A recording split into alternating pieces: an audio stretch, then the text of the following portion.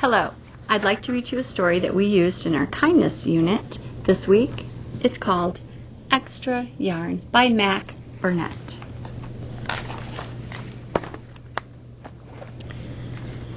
On a cold afternoon in a cold little town where everywhere you looked was either the white of snow or the black of soot from chimneys, Annabelle found a box filled with yarn of every color.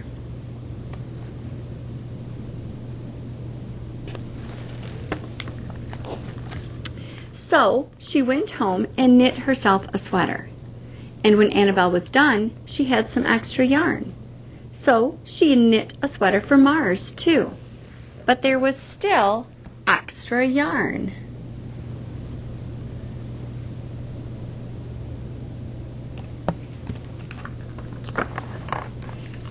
And when Annabelle and Mars went for a walk, Nate pointed and laughed and said, "You two look ridiculous." "You're just jealous," said Annabelle. "No, I'm not," said Nate.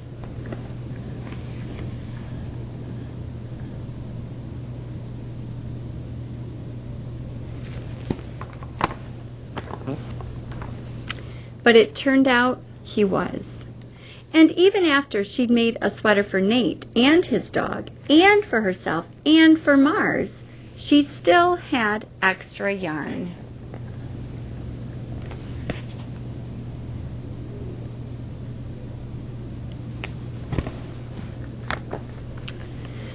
At school, Annabelle's classmates could not stop talking about her sweater. "Quiet!" shouted Mr. Norman.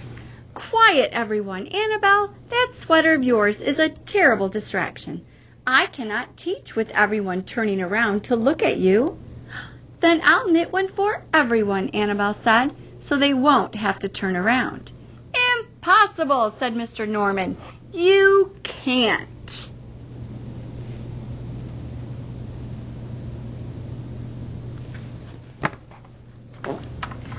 But it turned out she could. And she did, even for Mr. Norman. And when she was done, Annabelle still had extra yarn.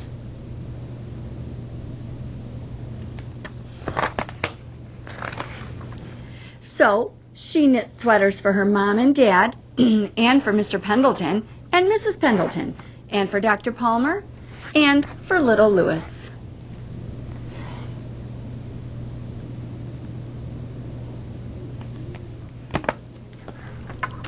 She made sweaters for everyone except Mr. Crabtree, who never wore sweaters or even long pants, and who would stand in his shorts with the snow up to his knees. "No sweater for me, thanks," said Mr. Crabtree.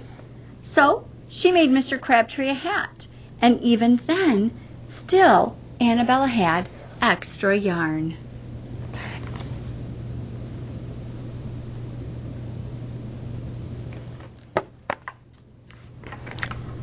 She made sweaters for all the dogs and all the cats, and for other animals too. Soon, people thought, soon Annabelle will run out of yarn. But it turned out she didn't. So Annabelle made sweaters for things that didn't even wear sweaters.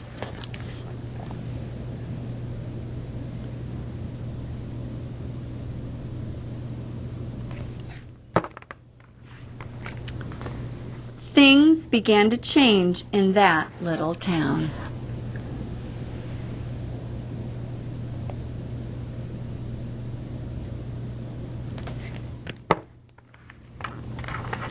News spread of this remarkable girl who never ran out of yarn, and people came to visit from around the world to see all the sweaters and to shake Annabelle's hand. One day an archduke, who was very fond of clothes, sailed across the sea and demanded to see Annabelle.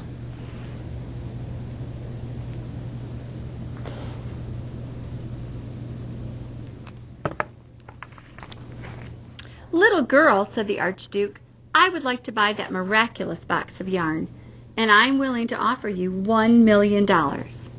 "No, thank you," said Annabelle, who was knitting a sweater for a pickup truck. The archduke's mustache twitched. $2 million, he said. Annabelle shook her head. "No, thanks." $10 million, shouted the archduke. "Take it or leave it." "Leave it," said Annabelle. "I won't sell the yarn." And she didn't.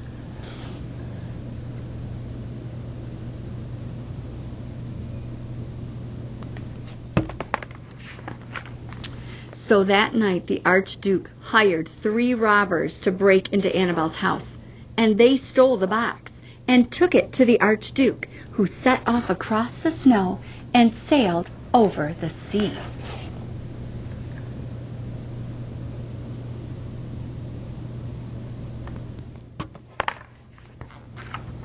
Back to his castle. The Archduke put on his favorite song and sat in his best chair. Then he took out the box, and he lifted its lid, and he looked inside.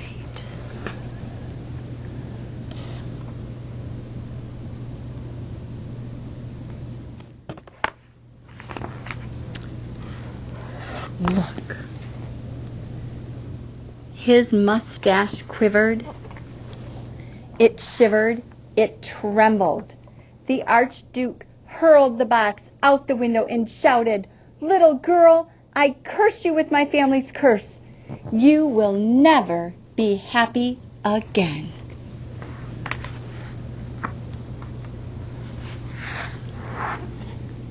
But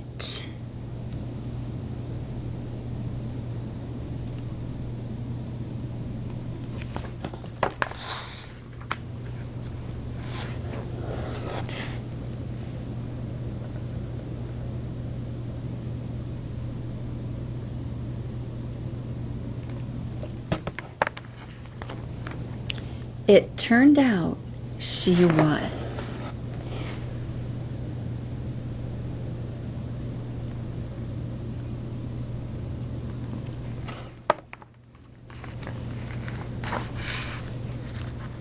So when we finished the story, our conversation around kindness led us into the area of generosity.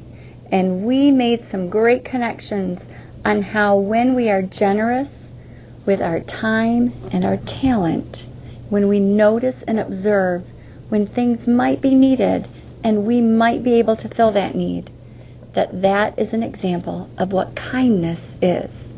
And we talked about how everybody that Annabelle knitted a sweater for probably not only got more colorful because of the yarn, but also went on to do kind things because they felt the impact of Annabelle's generosity and kindness.